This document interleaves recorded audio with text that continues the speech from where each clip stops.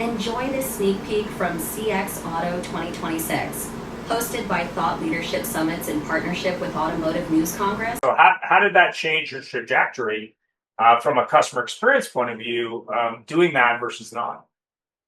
Great question. Once I made the decision to go to Northwood, and then the dealer rotated me through each department. So throughout college and then after graduation, I eventually moved into, a management position. So uh, with our dealership back in the day, you didn't have to sell one new car to be profitable. The service department absorption was high.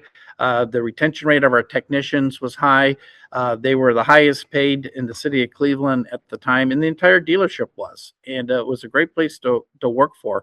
And they took care of their customers. When I was selling cars, I always took customers back to the service department, and I bragged on that a little bit. I talked about OEM parts. I talked about the longevity of the technicians. So when I left the dealership and I started down the training and consulting path, and and over the last 30 years, I've been in a lot of dealerships, and at the end of the day, the customer is paramount. They're going to drive, if they're satisfied, the revenue that customer, when you sell them a second or third car, or family and friends like that, it's a little easier to sell a customer who's happy versus somebody that you never met before.